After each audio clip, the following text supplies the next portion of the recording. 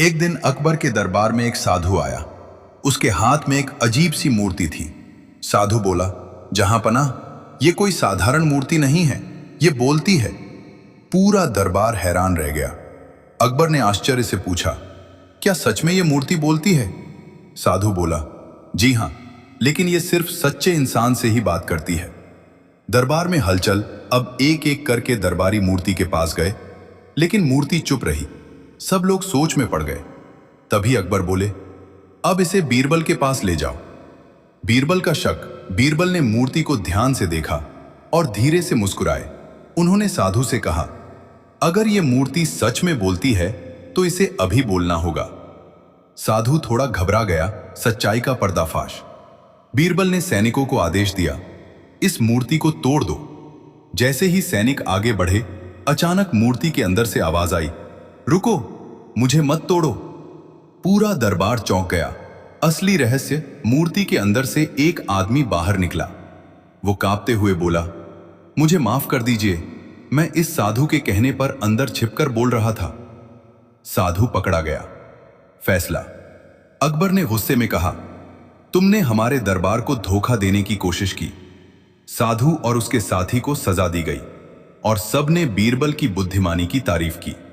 Moral, हर चमकती चीज सच नहीं होती। सच्चाई को पहचानने के लिए बुद्धि जरूरी है। बहुत समय पहले अकबर का दरबार अपनी बुद्धिमानी और न्याय के लिए पूरे राज्य में प्रसिद्ध था।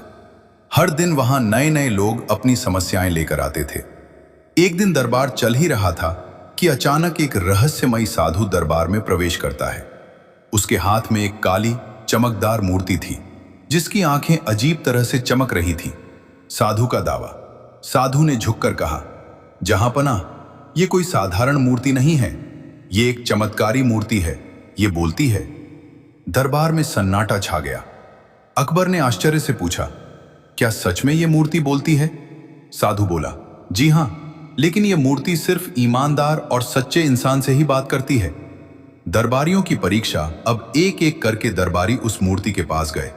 किसी ने पूछा, तुम कौन हो? किसी ने कहा, अगर तुम सच में बोलती हो तो जवाब दो। लेकिन मूर्ति बिल्कुल शांत रही। धीरे धीरे दरबार में कानाफूसी शुरू हो गई।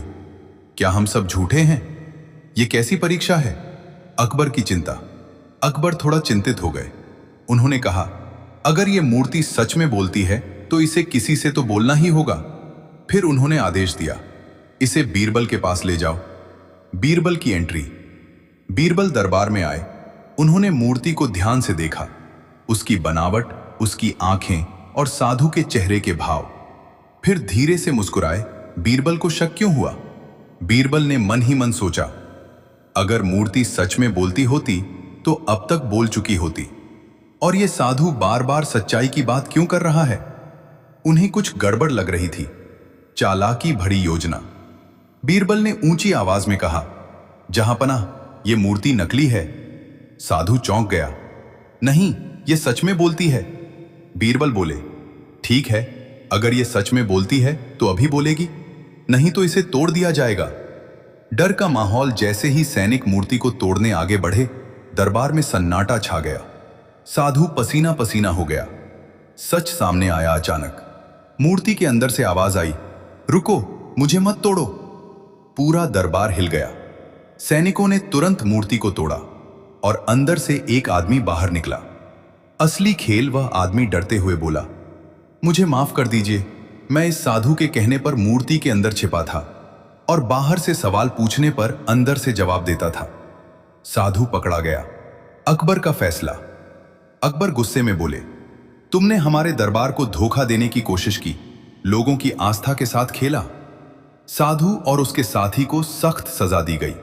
बीरबल की तारीफ। दरबार में सभी लोग बीरबल की बुद्धिमानी की तारीफ करने लगे।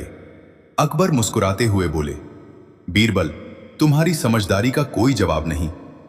मॉरल सीख। अंधविश्वास से बचो।